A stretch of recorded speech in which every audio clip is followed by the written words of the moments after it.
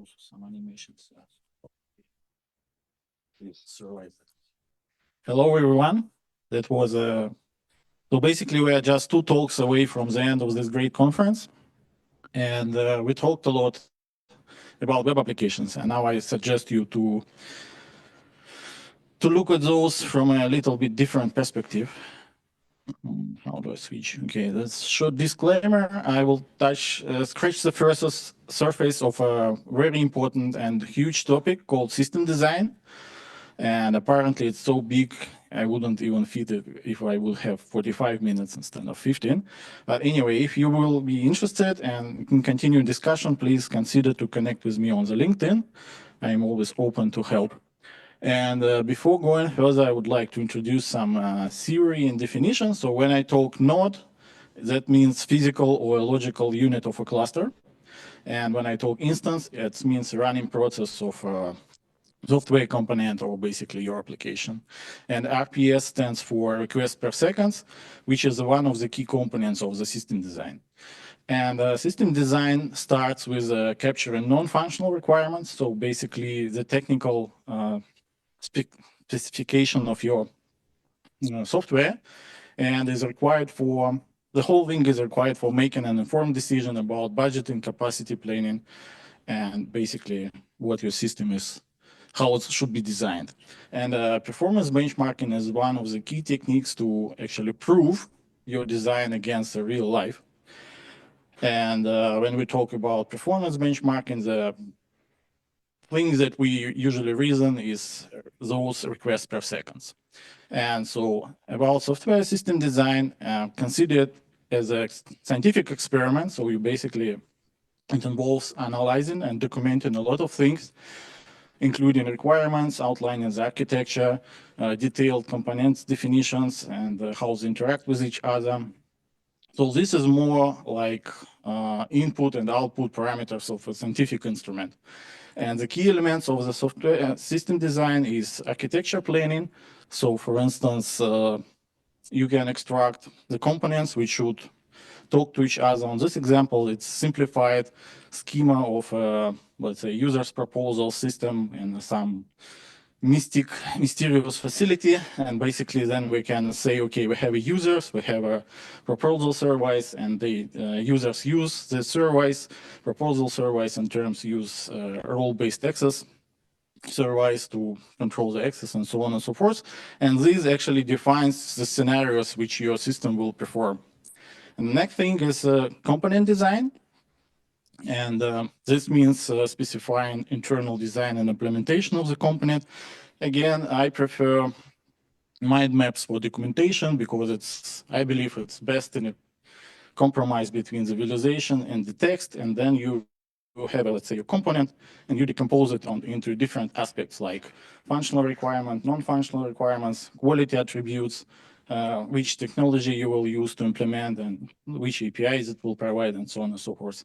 And the last thing is to actually test and validate what you have designed. And here, where is this RPS come into play? So why request per second?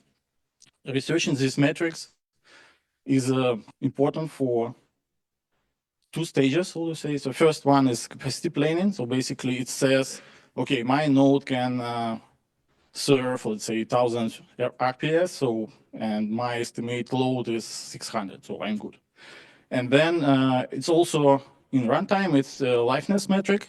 So for instance, again, if you designed 1,000 RPS, but the system gives you only 600, this definitely means there is some issue with either architecture, implementation, or anything. And to track those live metrics, so you can you usually use observability tools.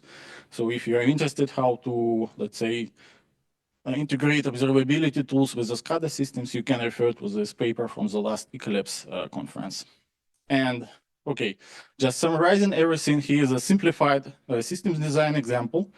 On the left-hand side, we have a node, which is client, and we consider some scenarios. So basically, X clients do Y activities, and Y activities produces Z RPS.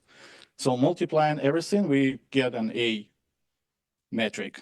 And on the right-hand side, we have our node, which just runs or software, and it can stand up to, let's say, B RPS. And the goal of system design is to stick with the equation. So A less than B. So simple enough, right? And so how you actually get these numbers? For A, there is no magic. It's just some assumptions or predictions. Or if you have a running system, you can use observability tools. Here's an example from a scikit. When you go to the data sets, it actually produces thousands of requests, which gives you this RPS for that activity. And for the B, it's again no magic. It's just performance benchmarking. And the two most common scenarios for capturing RPS in the software is simulating I/O load or CPU load, because by the end of the day, this is basically what our software does. It's either waits for, like, say, backend response, database query, or file system response, and or it does some CPU, meaning, let's say, hash calculations or string manipulation, stuff like that. So I took this for popular nowadays tech stacks to compare how they perform under different circumstances. So my, let's say, test case is typical virtual machine. We have a DAISY, which is 8 or 4 CPUs, 12 gigabytes of RAMs. And to simulate load, I use this VRK2 tool, which allows me to, let's say, specify how many clients do I have, how many connections do I open, for how long, and the most important is rate, which in my case is usually I tested some extreme values like 10,000. Normally, you don't need to do that. And again, to actually simulate the stuff, there is no magic involved. You can just bring the whole system and make some load on it.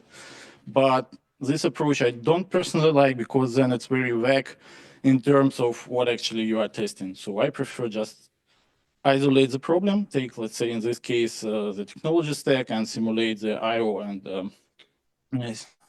CPU load with some corresponding mass or just sleep time.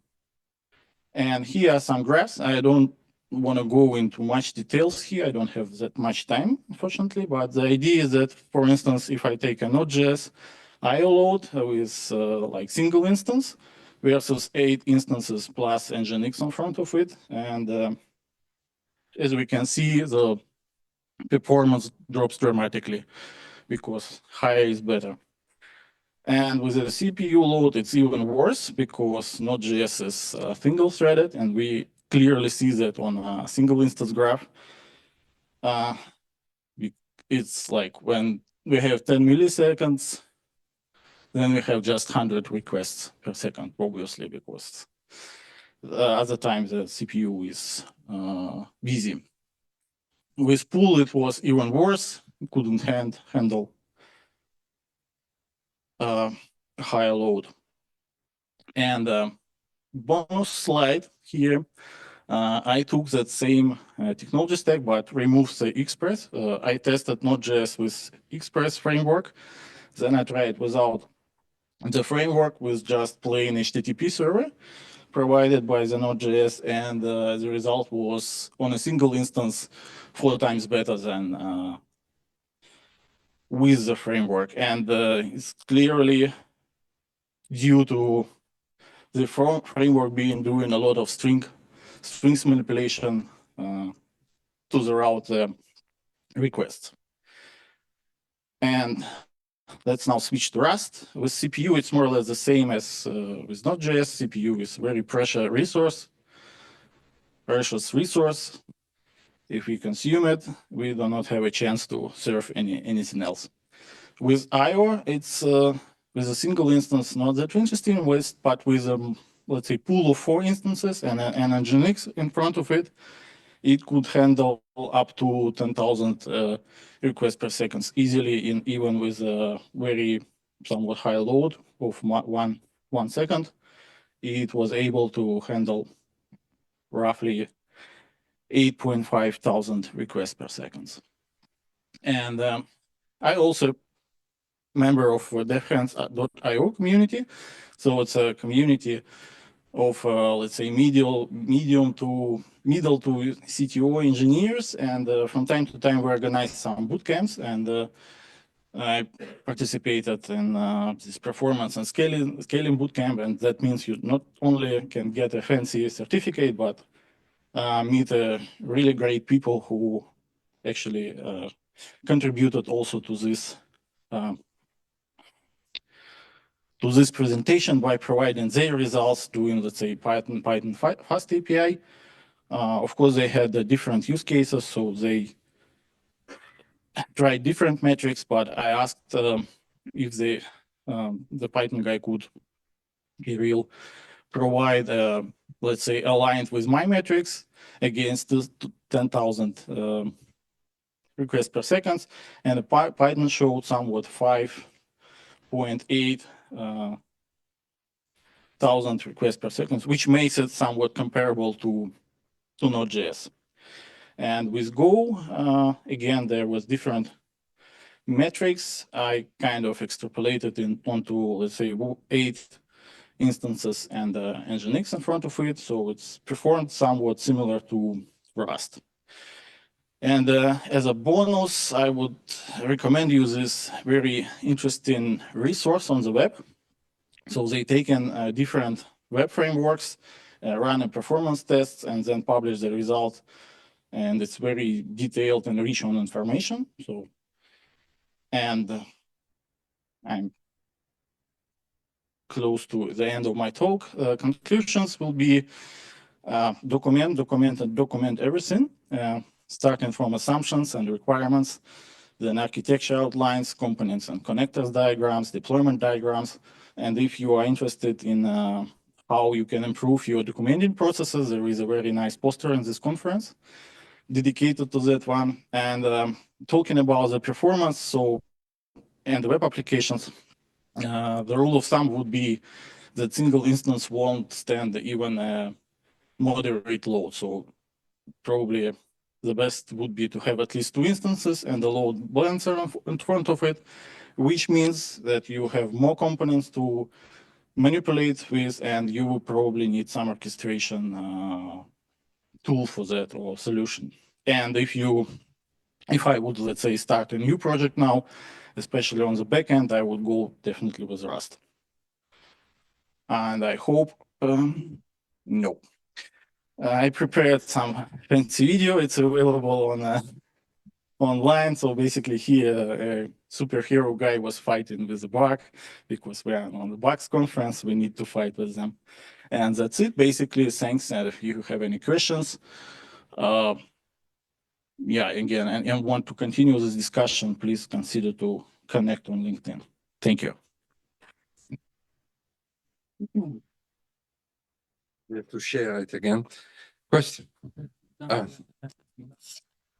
It's working. It was right before. Oh, yes. No question? Crystal clear. Okay. They are getting tired, I think. Yeah. Okay, so let's thank Igor again. And